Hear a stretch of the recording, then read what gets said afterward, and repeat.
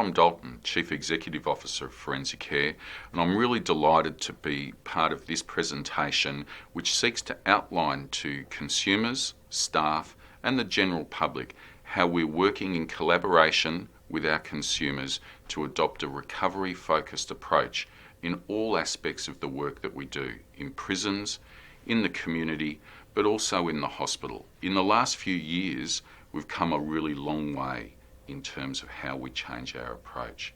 We started with consumer-initiated programs at our community service, and in the last 18 months, we've rolled out different new training for consumers and staff at the same time through some of the presentations that you're about to see today. Hello and welcome to the Model of Care presentation of our case study, Don't Come Back Jack. Jack is a typical patient at Thomas Embling Hospital.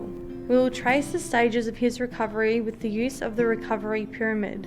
We developed the recovery pyramid to help get a clearer image of where we are in our recovery. The stages are denial, despair, birth of hope, acceptance, willingness, responsible action, and meaningful life. During Jack's stay in the hospital, he moved both up and down the pyramid depending how well he was at the time. A lot of people have tried to get me to roll out recovery, or what's the model, and I often struggle with that and say to people, it isn't something you roll out, it's not a model, it's a very personal thing. I've come from sort of an era of very coercive treatments of people, very little real caring about individuals. Now at Forensicare, where we have probably the most engaged consumer group that I've ever seen in a psychiatric mental health facility, particularly in a forensic facility, where the recovery has been embraced by the organisation. If you get one thing right, get recovery right. Early in the model of care, it was proposed that we create gadgets for recovery, which would help patients better understand their own recovery journey. So the recovery pyramid was born. I first heard about the recovery movement about 10 years ago when I was working in area mental health service. When I started my psychiatric training. In the late 1990s. When I was a social work student. When I first began working in psych services. The model of care at Forensicare is recovery focused, so patients progress from high levels of security through a progressive program of rehabilitation to lower levels of security and eventually to the community. So it's really important for us to be recovery focused, and the reason for that, it empowers the client. Empowerment is about a move away from the default assumption that clinicians and services have the power over people's lives, to having a default position whereby neither party has total power over the other. It's more of a shared dialectic approach to how the problem of mental illness and recovery from that is dealt with. I don't think anyone else can do recovery to someone. It has to be a collaboration. It does what it does for all of us. It activates the juices of independence, and what is independent to me may not be quite as independent to another person, but they understand what is independent for them. That gives them a sense of identity. We developed this pyramid to help patients gain insight of their recovery and also identify their next step. This is just the guidelines of the average patient's path of recovery. We hope it will add to patient self-awareness, but also give staff insight into what a recovery patient may experience. With people with mental health issues, it's not a disease, it's not, oh well, that's it, carry on with your pills, the end of your life. It's, no, let's build something. What have you got? What's strong? And I think that's a really important development with the recovery-orientated services, that you're looking at people's strengths as much as you're looking at their risks and vulnerabilities. Along with the pyramid, we also constructed our patient recovery definition, which goes as follows. Personal recovery is acknowledging your offence and illness and working through your issues. With this, you can gain insight into your mental illness and learn to manage it. Denial is often the first step. Knowing that you need help and asking for it is okay. By becoming involved in your steps to recovery, you can help build trust and hope. And with ongoing responsible action, you can lead a meaningful life. The pyramid itself is not one straight line. People can move up and down and may find themselves experiencing aspects of two different stages at one time. For example, although a patient may be in despair, they may be accepting of their situation. Our sources of inspiration were Maslow's hierarchy of needs, deconstructing Forensicare recovery definition, and lastly, Patricia Deegan's recovery to lived experience. One is always looking for ways of engaging the patient in a relationship of trust, a relationship in which they feel heard and understood, in which their concerns are taken very serious account of. And at the same time, whereas a psychiatrist, I know that they are experiencing a very, very severe illness, which is both causing an enormous degree of suffering, which is also, in a very serious way, compromising or undermining the person's capacity to actually appreciate the realities of their situation and make reasonable decisions. Although Jack's story is fictitious, he was created by the Patient Consulting Group. We came up with Jack to outline what many patients experienced in their time at Thomas Embling Hospital. We will now use the pyramid to explain Jack's story, which brings me to the first stage, denial. Jack at this stage did not admit he was unwell, even though friends and family were trying to tell him. Jack was using drugs, mainly ice. Things got further and further out of control. After arguments with his drug dealer, things escalated and Jack became really unwell. Jack, having an altered perception, not knowing what else to do, turned to violence. This resulted in the murder of his drug dealer. Police arrived, and after an interview and a night in the cells, he was admitted to the AAU at the MAP. Jack was not accepting. He never fully admitted at that time that he had a mental illness. He refused to take medication and was transferred to Thomas Embling Hospital. I think as far as recovery goes, you tend to lose hope, you don't have your sense of self and self-autonomy, and you don't feel like you're being treated with dignity and respect. And when services talk about working with them, how can you do that when they've got total control of your life and you're not having any say in what happens? One of the really important elements of a recovery-focused approach embedded within our new Mental Health Act is that it really places the patient's own choice and concerns around not only their illness but the treatment that they're being provided with, the effect that that has on them, places the patient's own choice very much at the centre of that. I think a key part of the success of any recovery approach is being aware of how you talk to each other, and through that creating an atmosphere of dignity and respect. I think if you're lacking that atmosphere, then recovery can't flourish. Jack has been admitted to Thomas Embling. He is now in despair. He feels desperate and is in an unfamiliar environment. He feels resentful of his situation, feels alone, and feels like there is nothing to look forward to. He is in acute unit and is finding it hard to get well. Jack is getting into fight and is depressed about not seeing his family and kid. We are a secure hospital, and the onus on us is to keep all of our patients and staff safe within that hospital. Often people talk about the tension between the two and how that's going to actually affect our rapport or our therapeutic relationship with patients. I actually don't see them in opposition. I see that it marries together, that if we are open and honest with our patients and we explain to our patients why we're doing this, the purpose of this, it doesn't affect the therapeutic relationships, it creates trust. A constant challenge, particularly when in the role of consultant psychiatrist, is the maintenance of rapport with our patients. And it's certainly not something that will always be at a particularly high level. Sometimes consultants do have to make challenging decisions, and sometimes rapport suffers as a result.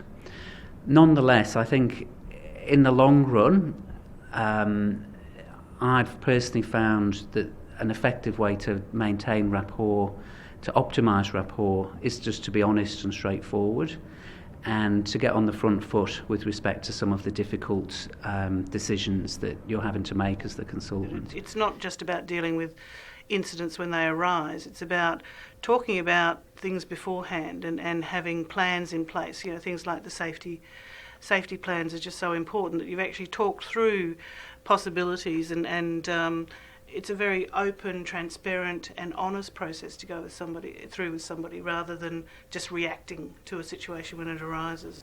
He resents having his freedom away from him. It's a living nightmare. He hates being treated like a child.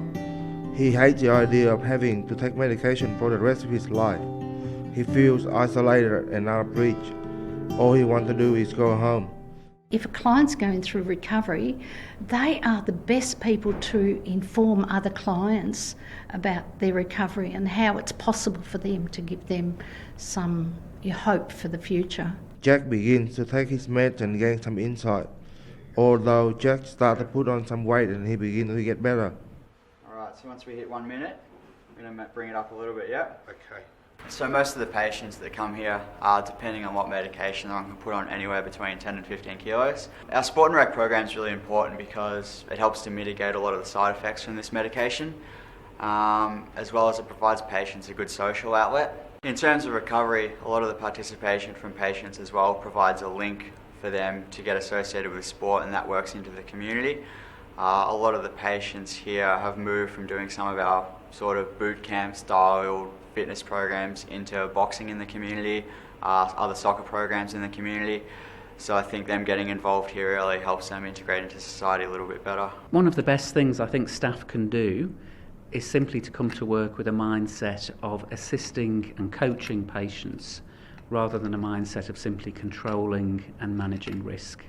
We're all consumers at some level, and as a consumer, I know I want to be involved in my own treatment and my own wellness, and so that's what consumers in the mental health field also want. The first glimmer of hope is when Jack starts looking forward to the future.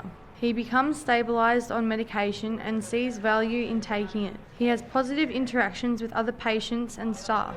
Other features of this stage are getting clarity about his court case, gaining ground leave, and feeling more positive and self-confident. He now has faith in support people and his treating team. He connects with his family and starts seeing his daughter again. I'm Liz, and I understand that you've come to have a look at the family visitor room because you want your daughter to come in and she wants to come and visit too. When a family or friend hears about their loved one or their friend coming to Thomas Embling Hospital, there's no typical reaction. It can be either a huge relief or it can be a really big shock to them. The family and carer advocates are there to provide direct support, and sometimes it's just being with people and sitting with them and listening to their stories. I worked with a patient for some time who had always identified that he wanted to work and he was very interested in the hospitality industry. And I worked with him for some time but didn't see him for a little while, and I had the very good fortune of going out for lunch with Julie one day, and I was very excited and pleased to see that the person behind the counter that was serving me was actually this particular patient who hadn't given up on his dreams and aspirations despite the fact that he found himself in an inpatient setting. We have a really positive program here of retraining ex-racing greyhounds. This happens on Bass, one of our units, and it's really encouraged that the patients look after this dog, so they feed it, they take it for walks, they interact with it. It's teaching the patients discipline and responsibility to look after another creature other than themselves. A lot of patients, they're here a long time and they don't have that much actual physical contact with another being, and with the dog they get that. There's no strings attached or therapeutic strings being pulled behind what they do. It's just purely animal-to-person engagement on a great level. Jack was doing his structured day activities and found it overwhelming, plus his daughter fell ill, which added to his stress. There's an expectation that the person will be right back to how he used to be way before the illness manifested itself. What we try and explain to them is that any little improvement is recovery, and it's the journey itself is never linear. It's always a bit like a slinky. When you pull it out, it goes round and round and round. The movement is forward, but it's very, very slow. And here there's time for that.